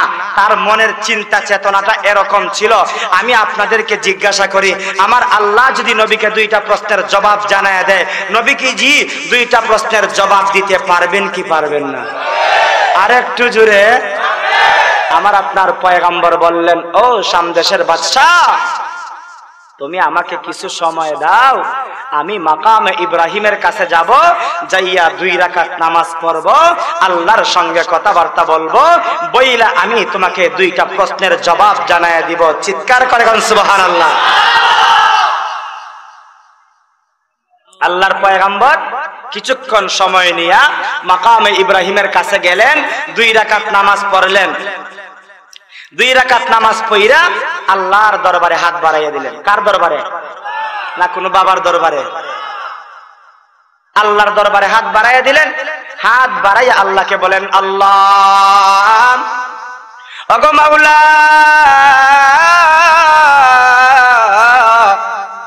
তুমি তো আমাকে দিন প্রতিষ্ঠার জন্য দুনিয়াতে পাঠাইছো, নবী হিসাবে আমাকে পাঠাইছো। আমি কালেমার দাওয়াত মানুষের ধারে ধারে কাছে কাছে পৌঁছায় দেওয়া আমার দায়িত্ব দিয়েছো। ওগো নবীজি সামদেশের বাদশা আসছিল আমার মোকাবেলা করার জন্য, আমাকে তার মোকাবেলা করতে গিয়া আমি তাকে কালেমার দাওয়াত দিয়েছি, আমি তার মোকাবেলা করতে যাই না। সে আমাকে 2টা প্রশ্ন করেছে, আমি যদি 2টা প্রশ্নের জবাব দিয়ে দিতে পারি গো মাওলা সে তো কালেমা পড়বে মুসলমান হবে, 12,000 লোক নিয়ে ইমানের কালেমা পড়ে মুসলমান হয়ে যাবে। ওই কথাটা হাত বাড়াইয়া বলতে দেরি আমার আল্লাহ পাক রব্বুল আলামিন জিবরাইল আলাইহিস সালাতু ওয়াস সালামকে নবীজির কাছে পাঠাইতে একটা মুহূর্ত দেরি করে না। জিবরাইল আইসা বলতেছে আমার হাবিব মাওলা, আমার হাবিব আমার মাওলা জানায় দিয়েছে দুইটা প্রশ্নের জবাব। এক নম্বরের প্রশ্নের জবাব হলো গো নবী, আপনার শাহাদত আঙ্গুলের মধ্যে আমার আল্লাহ বরকত দান করেছে, আপনি শাহাদত আঙ্গুল ইশারা করবে, চন্দ্রটা মুহূর্তের ভিতরে 2 টুকরা হয়ে যাবে। বলে 2 নম্বরের প্রশ্নের জবাব কি? ওগো নবীজি 2 নম্বরের প্রশ্নের জবাব হলো সামদেশের বাদশাহ হাবিব বিন মালিকের টাকা পয়সা ধন দৌলতের অভাব নাই, ইজ্জত সম্মানের অভাব নাই, হীরা মণি মুক্তার অভাব নাই, অর্থাৎ সব দিক দিয়ে সে পাওয়ারফুল, তারপরেও তার মনের ভিতরে কিসের একটা অশান্তি, কিসের একটা পেরেশানি? ওগো নবীজি তার একটা অশান্তি হলো তারপরে একজন সন্তান থাকলে বাদশা বানাবে, বাদশার ছেলে বাদশা হয় এমন নীতি পৃথিবীর জমিনে আছে না নাই? তার তো একটা সন্তান যদি থাকতো, বাদশার পরে তার সন্তানটাকে বাদশা বানাইতো, তার তো কোনো সন্তান নাই, সন্তান থাকলে বাদশা বানাইতো। জীবনের শেষ প্রান্তে একটা সন্তান পাইছে, যেই সন্তানের হাত নাই, যেই সন্তানের পা নাই, যেই সন্তানের চক্ষু নাই, যেই সন্তানের কান নাই, বিন্তু কাকাল হাজারি পাথরের মতন একটা সন্তান পাইছে। সন্তান ছিল না ভালো কথা, সন্তানটা পাইছে পাথরের মতন সন্তান পাইয়া তার মনের ভিতরে অশান্তি। ওগো নবীজি আপনি জানায়া দিন ওই 2টা প্রশ্নের জবাব সামদেশের বাদশার কাছে। সুবহানাল্লাহ। 2টা প্রশ্নের জবাব নিয়া আল্লাহর পয়গম্বর সামদেশের বাদশার কাছে আসছেন। আয়েশা বলতেছে, ও সামদেশের বাদশা, তুমি তোমার 12,000 লোকদেরকে আকাশের দিকে তাকাইতে বলো। ইতিহাসের কিতাবের মধ্যে পাওয়া যায় এখানের মধ্যে আবু জেহেল ছিল, উতবা শাইবা ছিল, ওয়ালিদ ইবনে মুগিরা ছিল। সবাইকে বললেন তোমরা আকাশের দিকে তাকাও। সবাই আকাশের দিকে তাকাইছে, সামদেশের বাদশাকে বললেন তুমিও তাকাও। সবাই যখন আকাশের দিকে তাকায়, আল্লাহর পয়গম্বর শাহাদত আঙ্গুলটা ইশারা করতে দেরি, মুহূর্তের ভিতরে ওই চন্দ্রটা দ্বিখণ্ডিত হতে দেরি হয় না। সুবহানাল্লাহর আওয়াজ কিন্তু হয় নাই, আরো একটু জোরে কোন সুবহানাল্লাহ। কাউনাইন के मुख्तार खुदा तुमको बनाया, काउनाइन के मुख्तार खुदा तुमको बनाया, उम्मत का निगाहबन को खुदा तुमको बनाया, उम्मत का निगाहबन को खुदा तुमको बनाया। मौला मेरा आका मेरा रहमत के नबी है, ताजदार मदीना हमारा तुम्हारा भी है। ठीक ना बेटी? ताजदार मदीना हमारा तुम्हारा भी है। अशजार में रहते हैं नबूवत की शहादत, अशजार में रहते हैं नबूवत की शहादत, तशकीक कमर में तुझे अंगुल की इशारात, तशकीक कमर में तुझे अंगुल की इशारात। अल्लाहु अकबर। আরেকটু জোরে কোন আল্লাহু আকবার। আল্লাহর পয়গম্বর শাহাদত আঙ্গুলটা ইশারা করতে দেরি, চন্দ্রটা দ্বিখণ্ডিত হতে দেরি না। ওরে নবীর উম্মতের দল, আল্লাহর পয়গম্বর বললেন সামদেশের বাদশা শুনো, এই তো 1 নম্বরের প্রশ্নের জবাব পাইলা, 2 নম্বরের প্রশ্নের জবাবের জন্য তুমি প্রস্তুত হয়ে যাও। বলে 2 নম্বরের প্রশ্নের জবাব কি? বলে তোমার টাকা পয়সা ধন দৌলতের অভাব নাই, ইজ্জত সম্মানের অভাব নাই, তারপরেও তোমার মনের ভিতরে কিসের একটা পেরেশানি, কিসের একটা অশান্তি, সেটাই তো তুমি চাইছিলা বলার জন্য। তোমার একটা সন্তানের প্রয়োজন, সন্তান ছিল না ভালো কথা, পাথরের মতন সন্তান পাইয়া তোমার মনের ভিতরে পেরেশানিটা বাইরে গেছে। এই কথাটা বলার পর সামদেশের বাদশার মাথাটা উঁচু ছিল, মাথাটা নিচু হয়ে গেছে। মনে মনে ভাবছিল 2টা প্রশ্নের জবাব দিতে পারবে না, আমিও কালেমা পড়ে মুসলমান হব না। ওরে নবীর উম্মতের দল, আল্লাহর পয়গম্বর 2টা প্রশ্নের জবাব জানায় দিলেন। এখন তো সামদেশের বাদশা হাবিব বিন মালিকের কালেমা পড়ে মুসলমান হয়ে যাওয়ার সময়, এখন কালেমা পড়ার জন্য নবীজি তাকে বললেন তুমি প্রস্তুতি গ্রহণ করো, তোমার 12,000 লোকদেরকে প্রস্তুতি গ্রহণ করার জন্য বলো। সবাই প্রস্তুতি গ্রহণ করেছে। ওরে নবীর উম্মতের দল, সবাইকে আল্লাহর নবী ঈমানের কালেমা পড়ায়া দিলেন, লা ইলাহা ইল্লাল্লাহু মুহাম্মাদুর রাসূলুল্লাহ সাল্লাল্লাহু আলাইহি ওয়াসাল্লাম। কালেমা পড়ে মুসলমান হয়ে গেলেন। হেদায়েতের মালিককে আর একটু জোরে আল্লাহর পয়গম্বরের কাছে কালেমা পড়লো, মুসলমান হয়ে গেল। মুসলমান হয়ে যাবার পর আল্লাহর পয়গম্বরকে সামদেশের বাদশা প্রশ্ন করে, ওগো মায়ার নবী, দয়ার নবী, এই মুহূর্তে আমি কি কাজ করতে হবে আমাকে বলো, কারণ আমি তো একজন বাদশা। বাদশার কথা কিছু জনগণ শুনে কি শুনে না? আর একটু জোরে আমি এখন কি করব আমাকে একটু বলো, চলবো না? আর আধা ঘন্টা, আর একটু আধা ঘন্টা, কারণ আমার আপনাদের এলাকার ইমাম সাহেব আরিফুর রহমান সাহেব বলছিলেন নবীর শানে কিছু কথা বলার জন্য। আয়াতের ভিতরে ঢোকার পূর্বে কিন্তু এই ঘটনাটা এই জন্য বললাম, কারণ নবীর প্রেম, নবীর ভালোবাসা আমার আপনার ভিতরে আছে না নাই, এই জন্য এই ঘটনাটা বলতেছি। আমি কিন্তু এখন আলোচনায় যাইতে পারি নাই। সামদেশের বাদশাকে হাবিব বিন মালিককে আল্লাহর নবী বললেন, এখন তুমি আর মক্কায় থাকার দরকার নাই, তুমি চলে যাও তোমার দেশের মধ্যে যাইয়া তুমি নিজেও ঈমানের উপরে মজবুত থাকবা, সাথে সাথে কালেমার দাওয়াত দিবা। সুবহানাল্লাহ। সামদেশের বাদশা হাবিব বিন মালিক সুদূর মক্কা থেকে রওনা হয়ে গেল সামদেশে যাওয়ার জন্য 12,000 লোক নিয়া। সে যখন সামদেশের দিকে রওনা হয়ে গেল, ওরে নবীর উম্মতের দল, আল্লাহর পয়গম্বরের হুকুমে সে যখন সামদেশের দিকে রওনা হয়ে যায়, সামদেশের বাদশা যখন যাইতে যাইতে তার বাড়ির একবারে নিকটবর্তী হয়ে যায়। বাদশার বাড়ি বাউন্ডারি থাকবে কি থাকবে না? এরকম ভাবে বাউন্ডারি দেওয়া আছে। বাউন্ডারির যখন একবারে নিকটবর্তী হলো, বাউন্ডারির ভিতর থেকে একটা সন্তান আব্বা আব্বা বলে ডাকে। সুবহানাল্লাহ। সামদেশের বাদশা বলে, আমার তো কোনো সন্তান নাই, আমার তো কোনো সন্তান নাই। যেমনই একটা সন্তান ছিল, তার তো পা নাই, হাত নাই, চক্ষু নাই, অঙ্গ প্রত্যঙ্গ কোনো কিছুই নাই। বিন্তু কাকাল হাজারি, পাথরের মতন একটা সন্তান। ওই সন্তান তো কথা বলতে পারে না, কথা শ্রবণ করতে পারে না। তুমি কোত্থেকে আসলা? ওই সন্তান গেটের ভিতর থেকে বলে, আব্বা আমি বললাম তোমার ওই সন্তান, যেই সন্তানের পা ছিল না, হাত ছিল না, অঙ্গ প্রত্যঙ্গ কোনো কিছুই ছিল না। বলে তুমি কেমন করে সুস্থ হইলা, কেমন করে তুমি ভালো হইলা, কেমন করে তুমি এরকম হইলা, আমি জানতে চাই। বাবাকে সন্তান বলে, আব্বা গত রাত্রে আমি ঘুমিয়েছিলাম, ঘুমের রাত্রিতে দেখতে পাইলাম পূর্ণিমার চাঁদের ন্যায় সুন্দর চেহারার অধিকারী একজন ব্যক্তি আইসা আমাকে বলতেছে কালেমা পড়ার জন্য। আমি কালেমা পড়লাম, মুসলমান হয়ে গেলাম। মুসলমান হতে দেরি, আমার শরীরটা সাথে সাথে সুস্থ হতে দেরি হয় নাই। সুস্থতার মালিককে, হায়াতের মালিককে, ইজ্জতের মালিককে, বেইজ্জতের মালিককে। আরেকটু জোরে কোন কে? যাদের সন্তান নাই, সন্তান চাবো কার কাছে? যাদের বেমার আছে, বেমার থেকে শিফা চাইব কার কাছে? যারা পেরেশানির মধ্যে আছি, পেরেশানি থেকে মুক্ত চাওয়ার জন্য হাত বাড়াবো কার কাছে? না কোনো বাবার কাছে, না দরগার কাছে, না দুর্গার কাছে, না রে বাবা, না না রে ভাই না। ওরে সোনা কান্দার যুবক ভাই, আমার আপনার পয়গম্বরকে আমার আল্লাহ শিখিয়ে দেয়।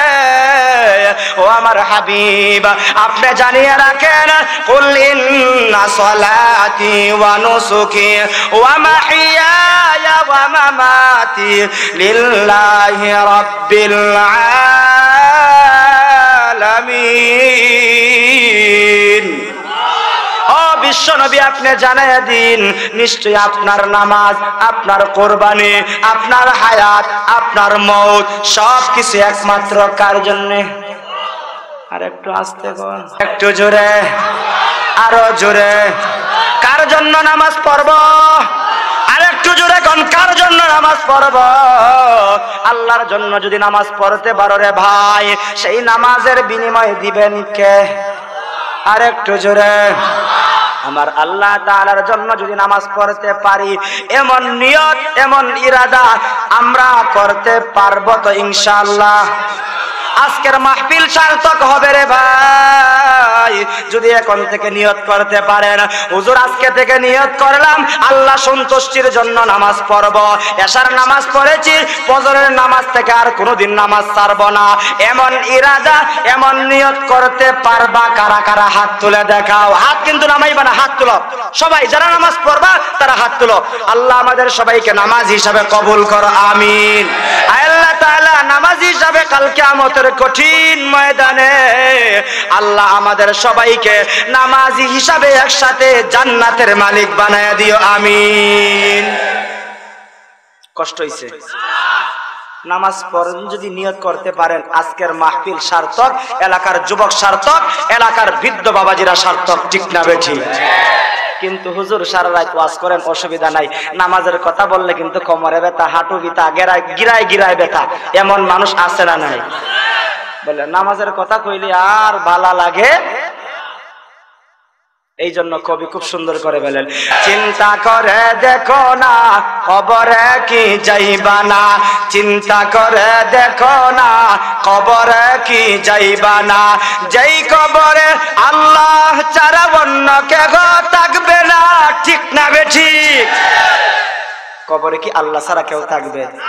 যেই বন্ধুদেরকে আজকে মহব্বত করি, যেই মাকে মহব্বত করি, যেই বাবাকে মহব্বত করি, যেই ভাইকে মহব্বত করি, কেউ আমার সঙ্গে যাবে না, কেউ আমার সঙ্গে যাবে না, একমাত্র আমার আল্লাহ সঙ্গে থাকবে। যার সঙ্গে আল্লাহ থাকবে তার কবরের জিন্দেগিটা শান্তিময় হয়ে যাবে, সুবহানাল্লাহ। আল্লাহকে সঙ্গী বানাইতে চাই কি চাই না? চাই না? কারা কারা হাত তুলে দেখাই। সবাই সজাগ, চাই না আমরা? না, আমরা সবাই চাই। এজন্য আল্লাহ রাব্বুল আলামিন ইব্রাহিম বিশ্বনবী রাহমাতুল লিল আলামিনের মাধ্যমে শাম দেশের বাদশাকে কালেমা পড়াইলেন, মুসলমান বানাইলেন, 12,000 লোকদেরকে ঈমানের কালেমা পড়ে মুসলমান বানায়া দিলেন। অতএব আমরাও আল্লাহর কাছে হেদায়েত চাইলে আল্লাহ আমাদেরকে চূড়ান্তভাবে হেদায়েতের মালা পরাইয়া দিতে পারেন কি পারেন না? এই জন্য আল্লাহ তাআলা বলেন, ইন্নাল্লাযীনা ক্বালু রাব্বুনাল্লাহ, নিশ্চয়ই যারা বলবে আল্লাহ আমার রব, আমাদের রব কে? আরেকটু জোরে কোন কে? নিশ্চয়ই যারা বলবে আল্লাহ আমার রব, আল্লাহ আমার সব, ঠিক না বেঠিক? আল্লাহ আমার রব, আল্লাহ আমার সব। এই কথাটা এক নম্বরে মানতে হবে।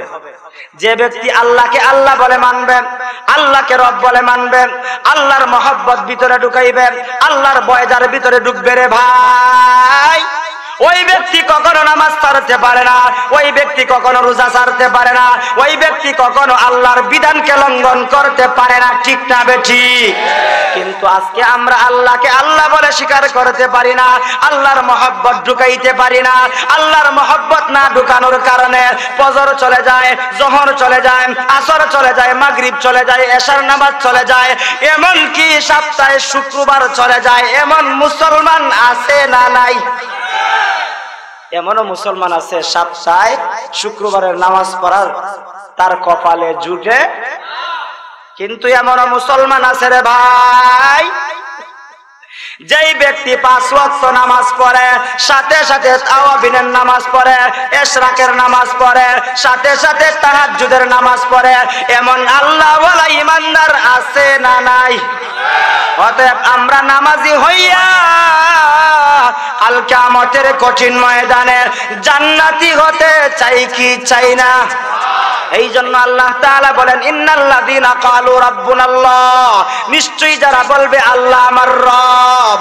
2 নম্বরে হলো তুম্মাস্তাকামু, ওই কথার উপর যারা ইস্তেকামত থাকবে, অটল অবিচল থাকবে। 1 নম্বরে আল্লাহকে আল্লাহ বলে স্বীকার করবে, 2 নম্বরে ওই কথার উপর ইস্তেকামত থাকবে, অটল অবিচল থাকবে।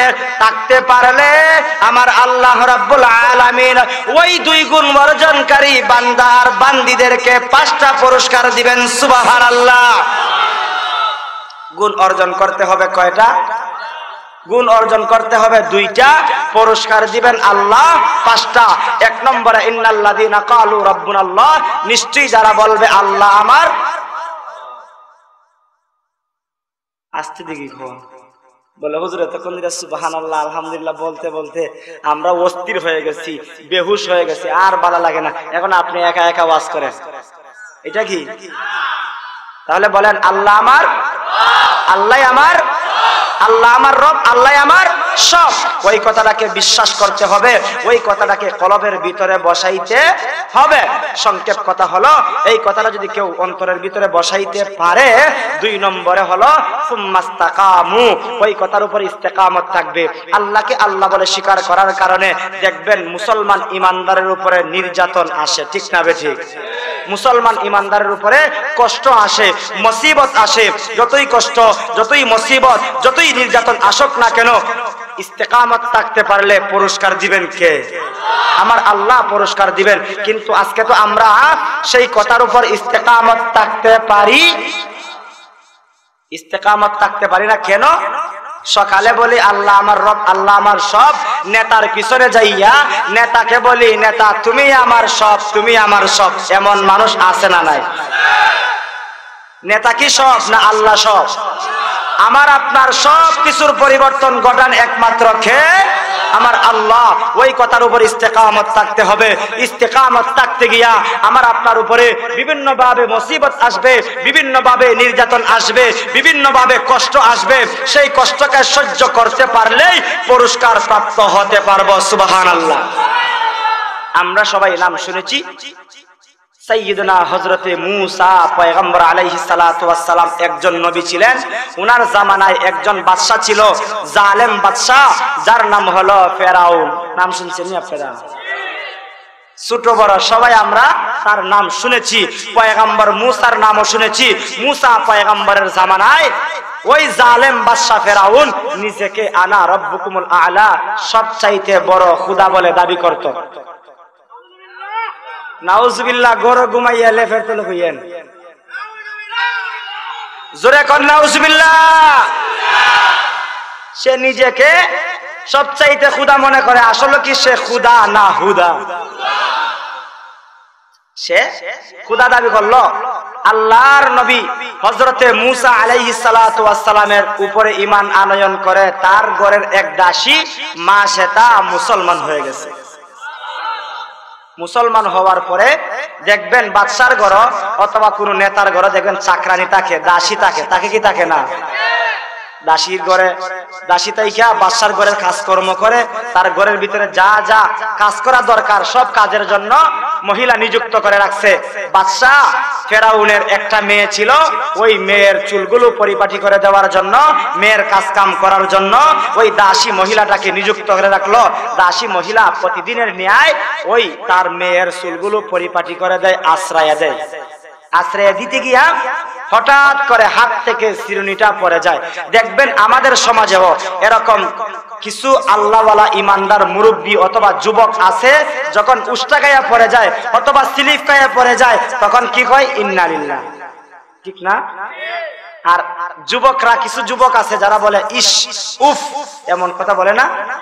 আল্লাহওয়ালার জবান দ্বারা তো আল্লাহর নামই আসবে। ইন্না লিল্লাহ আল্লাহওয়ালার জবান থেকেই আসে। ওই দাসী মহিলার হাত থেকে চিরুনিটা পড়ে যাওয়ার সাথে সাথে দাসী মহিলা কি বলে? ইন্না লিল্লাহি ওয়া ইন্না ইলাইহি রাজিউন, অথবা বলছে তাইসা মান কাফারা বিল্লাহ। ফেরাউনের মেয়ে কয় কি কইলো ইন্না লিল্লাহ আর কি কইলো তাইসা মান কাফারা বিল্লাহ, বুঝতে পারলাম না। এখানের মধ্যে আবার আল্লাহ শব্দ কই থেকে আইলো? আমার বাবাই তো সবচাইতে বড় খোদা, তার চাইতে বড় খোদা তো আর কেউ নাই। ও দাসী তুমি কার নাম নিছো? বলে আমি তো আমার মাওলায়ে কারীম, আমার রব আল্লাহর নাম নিছি। সুবহানাল্লাহ। মেয়ে বলতেছে সেই আল্লাহ আবার কে?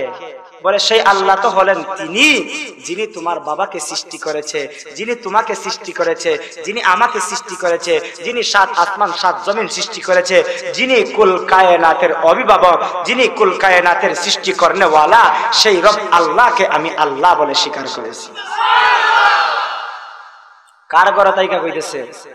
বাদশার গড়, জালেমের গড় তাইকা বলতেছে আমি ওই রব আল্লাহকে স্বীকার করেছি।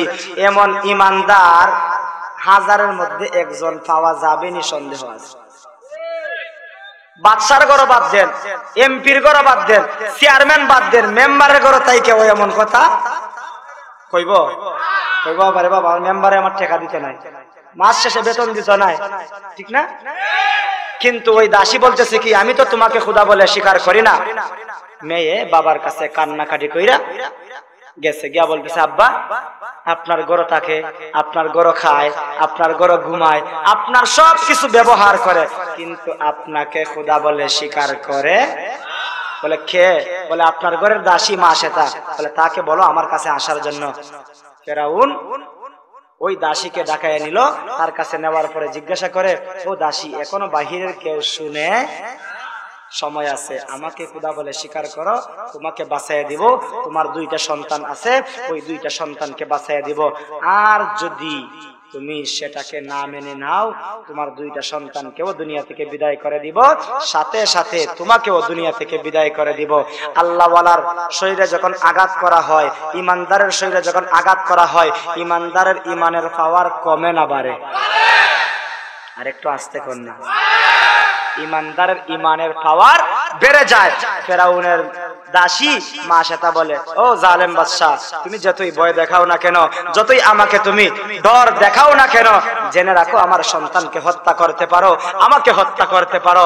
যে আল্লাহকে আমি গ্রহণ করেছি, যে আল্লাহর মহব্বত আমার কলবের ভিতরে জায়গা দিয়েছি, একটা মিনিটের জন্য, সেকেন্ডের জন্য সেই মাওলায়ে পাকের মহব্বত ভিতর থেকে বের করতে পারবো। জোরে কোন সুবহানাল্লাহ। ফেরাউন ভয় দেখানোর জন্য জল্লাদদেরকে ডাক দিল, এই জল্লাদেরা তেলের ব্যবস্থা করো, কড়াইয়ের ব্যবস্থা করো, তার সন্তানগুলোকে আগুনের মধ্যে নিক্ষেপ করো। এই কথা বলে প্রথম সন্তানটাকে আগুনের মধ্যে নিক্ষেপ করবে। এমন সময় বলতেছে দেখো দাসী এখনো সময় আছে, এখনো সময় আছে, এখনো সময় আছে। বলে যতই আমাকে বলো সময় থাকুক অথবা নাই থাকুক, আমি কিন্তু তোমাকে খোদা বলে স্বীকার করব। প্রথম সন্তানটাকে হত্যা করলো, হত্যা করে আগুনের তেলের কড়াইয়ের মধ্যে ছেড়ে দিল। সন্তানটাকে ছাড়তে দেরি, দুনিয়া থেকে বিদায় হতে দেরি নাই। ইন্না লিল্লাহি ওয়া ইন্না ইলাইহি রাজিউন। মার সামনে সন্তানটাকে আগুনের মধ্যে নিক্ষেপ করছে। মায়ের কলবের ভিতরে সন্তানের মহব্বত আছে না নাই? কম না বেশি? এখানে যারা আমরা পুরুষ আছি, প্যান্ডালের বাহিরে যেই মহিলারা আছে, মহিলারা বুঝবে, মারা বুঝবে, ওই সমস্ত মহিলারা বুঝবে সন্তানকে লালন পালন করতে গিয়া কি পরিমাণ কষ্ট হয়। যেই 3টা কষ্ট মেয়ে জাতি, মা জাতি কষ্ট করে, এই 3টা কষ্টের ভিতরে বাবার কিঞ্চিত পরিমাণ অংশীদার। আর একটু জোরে কোন। মার সামনে সন্তানটাকে আগুনের মধ্যে নিক্ষেপ করবে, মায়ের কলবের ভিতরে স্বাভাবিক একটা ব্যথা লাগা, এটা স্বাভাবিক।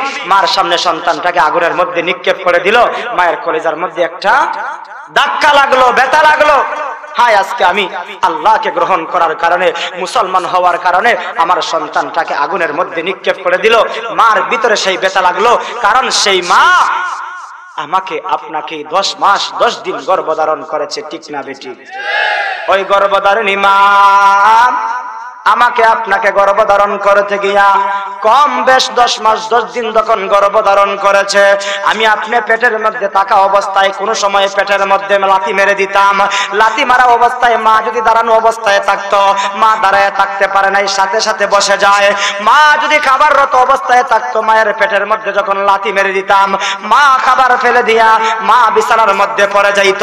এরকম ভাবে 1 দিন 2 দিন নয় রে যুবক, ওই মা কম কম বেশ 10 মাস 10 দিন গর্ভধারণ করতে গিয়া কষ্ট করেছে, সেই ব্যথার মধ্যে, সেই কষ্টের মধ্যে কিঞ্চিত পরিমাণ বাবার কোনো অংশীদার নাই, ঠিক না বেঠিক?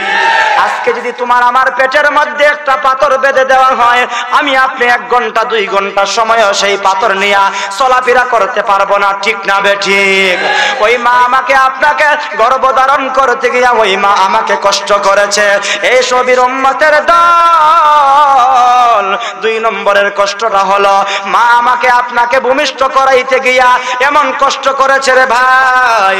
ওই মা কষ্ট করতে গিয়া এমন ভাবে কষ্ট করেছে যেরকম ভাবে গলা কাটা একটা মুরগ জমিনের মধ্যে ছটফট করে, এমন ভাবে মা কষ্ট করেছে।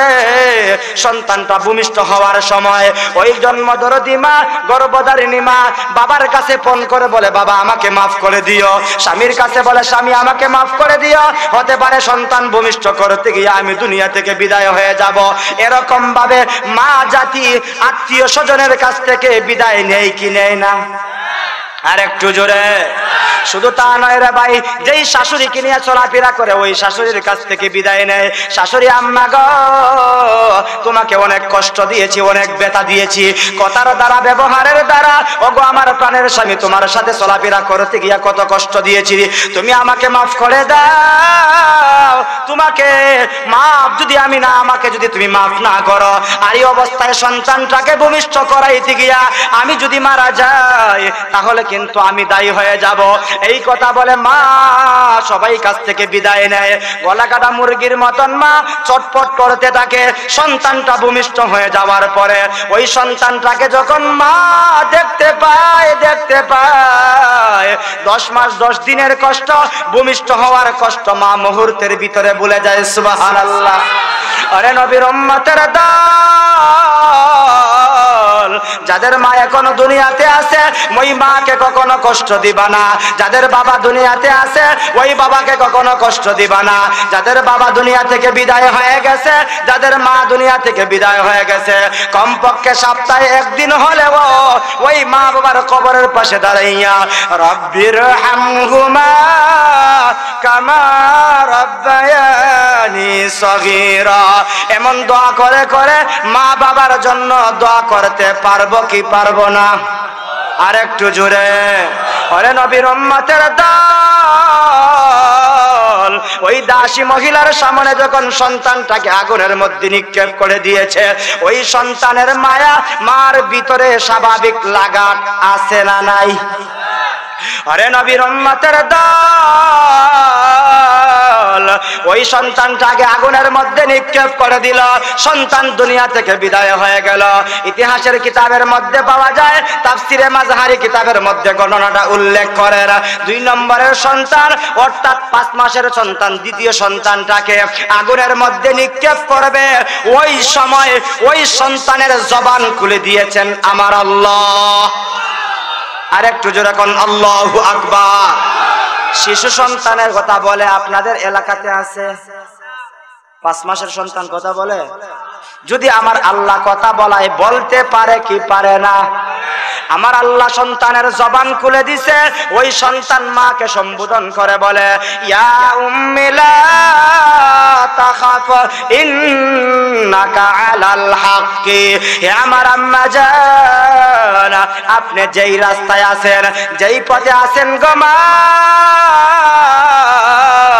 ওই রাস্তাটা হলো সঠিক রাস্তা, ওই পথটা হলো সঠিক পথ। ওই রাস্তায় থাকতে গিয়ে আপনি ভয় করবেন না, চিন্তা করবেন না, টেনশন করবেন না গো মা। এমন কথা যদি শিশু সন্তান মাকে বলে, মায়ের ঈমানটা মজবুতি কমবে না বাড়বে? আর একটু জোরে। মায়ের ঈমানের মজবুতি চলে আসছে, মা ঈমানের উপরে অটল অবিচল হয়ে গেছে।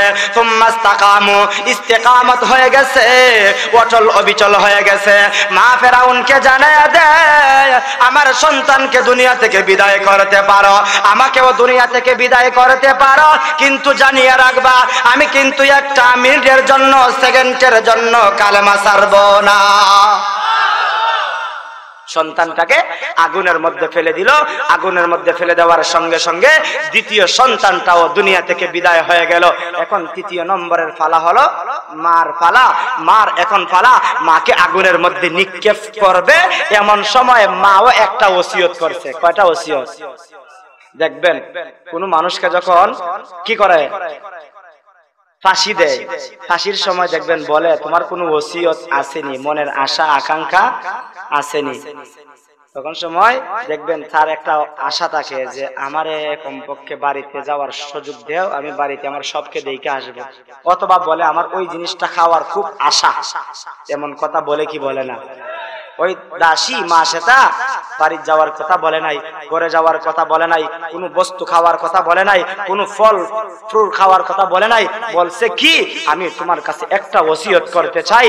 ওসিয়তটা হলো আমি যখন দুনিয়া থেকে বিদায় হয়ে যাব, আমার সন্তানগুলো তো দুনিয়া থেকে বিদায় হয়ে গেছে, বিদায় হওয়ার পরে আমার সন্তানের আমার হাড্ডিগুলো একটা কবরের মধ্যে দাফন করবা। সুবহানাল্লাহ।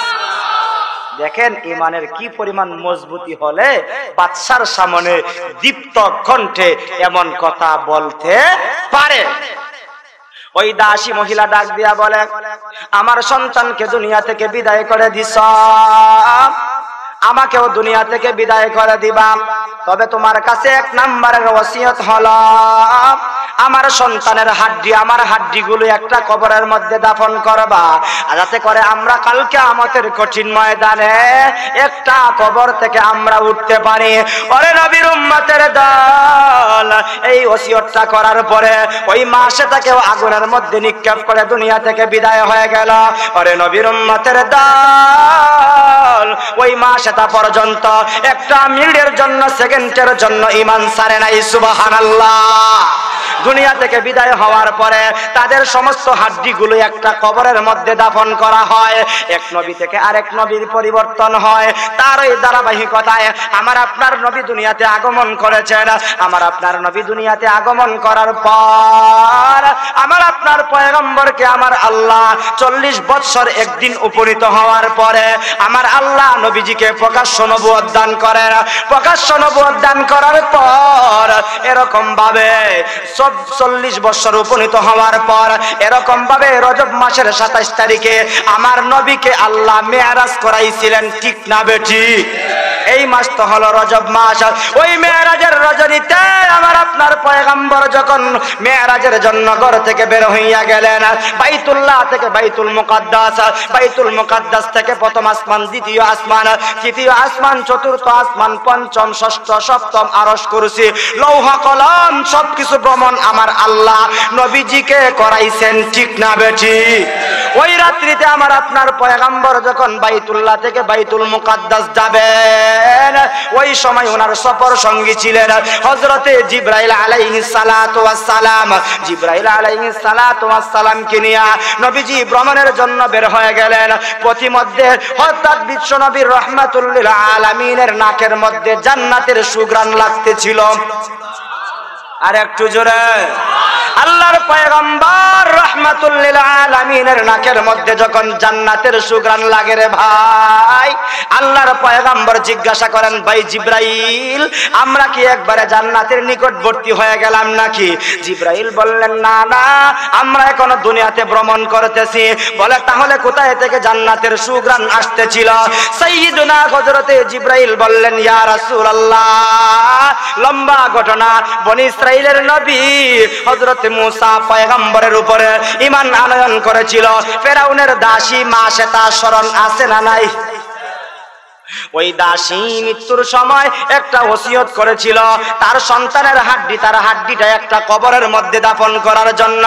ও বিশ্ব নবী, ওই কবরটাকে কবরের মধ্যে দাফন করার পরে ওই কবরটাকে আমার আল্লাহ জান্নাতের বাগান বানায় দিয়েছে। ও বিশ্ব নবী, ওই কবর থেকে কিয়ামত পর্যন্ত জান্নাতের সুঘ্রাণ তামাম পৃথিবীর মধ্যে আমার আল্লাহ ছড়াইয়া দিয়েছে। এই কবরটাকে জান্নাতের বাগান বানায় দিয়েছেন আল্লাহ। ঈমান থাকার কারণে না থাকার কারণে? ঈমান থাকার কারণে। অতএব ঈমানের উপরে মজবুতি অটল অবিচল থাকা দরকার আছে না নাই? আরেকটু জোরে কোন আছে না নাই? আরে নবীর উম্মতের দল, এই জন্য আমার আল্লাহ তাআলা সূরাতুল হামিম সিজদার 30 নং আয়াতের শুরুতে বলেন, ইন্নাল্লাযীনা ক্বালু রাব্বুনাল্লাহ, নিশ্চয়ই যারা বলবে আল্লাহ আমার রব। 2 নম্বরে হলো সুম্মাস্তাকামু, কেমন ইস্তেকামত থাকবা? যেরকম ইস্তেকামত থেকেছিল ফেরাউনের দাসী মাসেতা, এমন ইস্তেকামত থাকা দরকার আছে না নাই? না 5 টাকা চায়ের বিনিময়ে ঈমান বিক্রি করবা?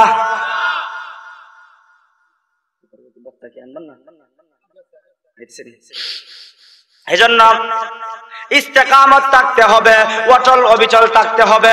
সংক্ষেপ কথা হলো, 2টা গুণ যখন অর্জন হয়ে যায়, 2টা গুণ অর্জন হওয়ার সাথে সাথে আমার আল্লাহ তাআলা 1 নম্বরের পুরস্কার দিবেন, তাতানাজ্জালু আলাইহিমুল মালাইকা। আল্লাহ তাআলা ওই 2 গুণ অর্জনকারী বান্দা আর বান্দির কাছে মৃত্যুর সময়, সাকরাতের সময়, মুমূর্ষ অবস্থায় আমার আল্লাহ রহমতের ফেরেশতা নাজিল করে দিবেন। সুবহানাল্লাহ।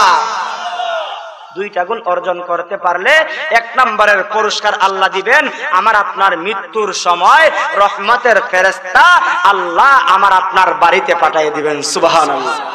কতজন ফেরেশতা পাঠাইবেন? এই আয়াতের ব্যাখ্যায় লিখেছেন, 1 জন 2 জন নয়, 100 200 নয়, 500 ফেরেশতা পাঠিয়ে দিবেন। ওই সমস্ত ফেরেশতারা আইসা কি বলবে? আল্লাহ তাখাফু, তোমাদের কোনো ভয় নাই, ওয়ালা তাহজানু, তোমাদের কোনো চিন্তা নাই, তোমাদের কোনো টেনশন নাই। কেন চিন্তা আর টেনশন নাই জানো?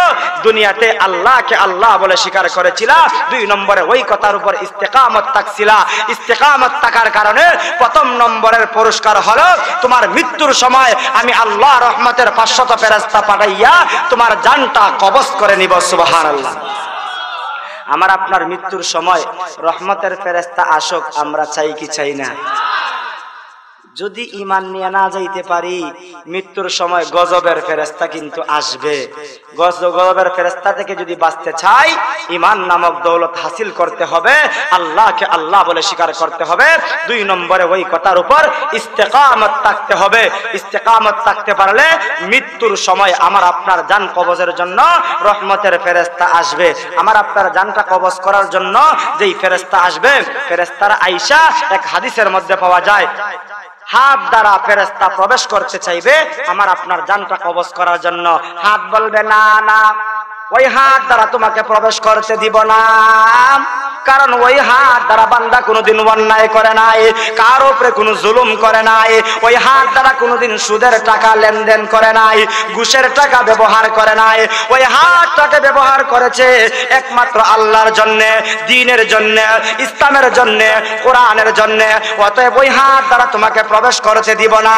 তুমি যদি ওই বান্দার জানটা কবজ করতে চাও, অন্য কোন রাস্তা তালাশ করো।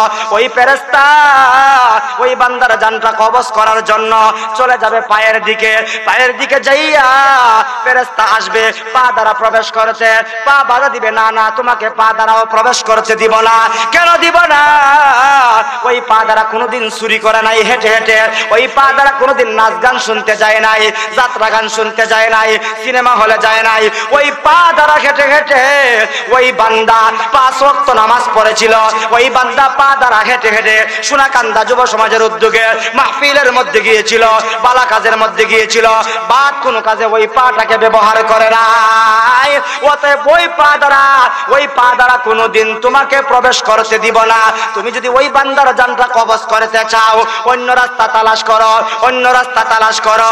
ওই মালাকুল মউত আজরাইল রহমতের ফেরেশতা তার পা দ্বারা নিরুপায় হইয়া চলে যাবে মুখ দ্বারা, জবান দ্বারা প্রবেশ করতে। ওই জবান প্রকাশ করে বলবে, ওই জবান দ্বারাও তোমাকে প্রবেশ করতে দিব না, কারণ ওই জবান দ্বারা কোনোদিন গান গায় নাই, ওই জবান দ্বারা কোনোদিন মিথ্যা কথা বলে নাই, ওই জবান দ্বারা কোনোদিন মিথ্যা সাক্ষী দেয় নাই, ওই জবান দ্বারা কোরআন তেলাওয়াত করেছিল, ওই জবান দ্বারা আল্লাহর হুকুমকে পালন করেছিল, আল্লাহর কথা বলেছিল, আল্লাহর কথা মানুষের সামনে পৌঁছে দিয়েছিল। অতএব তোমার ওই বান্দার জানটা কবজ করার জন্য তোমাকে জবান দ্বারাও প্রবেশ করতে দিব না, নিরুপায় হইয়া চলে আসবে। কান বলবে না না, ওই কান দ্বারাও তোমাকে প্রবেশ করতে দিব না, নিরুপায় হইয়া চলে যাবে। তার ওই নাক দ্বারা প্রবেশ করতে নাকও বাধা দিবে, অর্থাৎ তার 3.5 হাত বডি বাধা দিবে। তাকে জান কবজ করার জন্য অন্য রাস্তা তালাশ করো, অন্য রাস্তায় তুমি প্রবেশ করে তার জানটা কবজ করো। কারণ হলো ওই বান্দা তার 3.5 হাত বডিটা একমাত্র আল্লাহর জন্য ব্যবহার করেছে, আল্লাহর জন্য ব্যবহার করেছে। অতএব তোমাকে প্রবেশ করতে দিব না। নিরুপায় হইয়া ফেরেশতা চলে গেছে মাওলার দরবারে। আল্লাহ, তোমার এই বান্দার জানটা কবজ করার জন্য আমি আসছিলাম, কিন্তু তোমার বান্দার সমস্ত অঙ্গ প্রত্যঙ্গ তোমার অঙ্গ প্রত্যঙ্গ দ্বারা প্রবেশ করতে দেয় না। আল্লাহ কি করব? আল্লাহ তাআলা বললেন, আমার ওই বান্দার 3.5 হাত বডি তার পক্ষে যা বলেছে সত্য বলেছে, তার সঙ্গে নিমক হারামি করে নাই। সুবহানাল্লাহ। 3.5 হাত বটি আল্লাহর জন্য ব্যবহার করার কারণে হাত তার পক্ষে সাক্ষী দিয়েছে, পা তার পক্ষে সাক্ষী দিয়েছে, জবান পক্ষে সাক্ষী দিয়েছে, কান নাক অঙ্গ প্রত্যঙ্গ পক্ষে সাক্ষী দিয়েছে। অতএব মালাকুল মউত আজরাইল তার জানটা কবজ করার জন্য কোনো রাস্তা না পাইয়া আল্লাহর দরবারে চলে গেছে। আল্লাহ তাআলাকে গিয়া বলে, আল্লাহ, তোমার বান্দার জানটা কবজ করার জন্য আমি কি করব? আল্লাহ বলেন, আমার এই বান্দা তো আমার জন্য পাগল পারা, আমার জন্য দিশাহারা, আমার বান্দা আমার জন্য পাগল পারা। অতএব আমার বান্দার জানটা যদি কবজ করতে চাও, ও মালাকুল মউত আজরাইল, অতএব তোমার ডান হাতের মধ্যে আল্লাহ শব্দটা লেখো। আল্লাহর জন্য ইমানদার আল্লাহ ওয়ালা পাগল পারা আছে না নাই? আরেকটু জোরে আছে না নাই? আরে নবীর উম্মতের দল, ওই বান্দার যখন জানটা কবজ করার জন্য তার হাতের মধ্যে যখন আল্লাহ শব্দটা লেখা হয়ে গেল, আল্লাহ শব্দটা দেখার সঙ্গে সঙ্গে ওই বান্দা আল্লাহর জন্য পাগল পারা হয়ে যাবে। তার জানটা যখন বের হয়ে যাবে, তখন সাথে সাথে ওই বান্দার জানটা তুমি কবজ করে নিয়া ওই বান্দাকে জান্নাতের মেহমান বানায় দিবা। সুবহানাল্লাহ।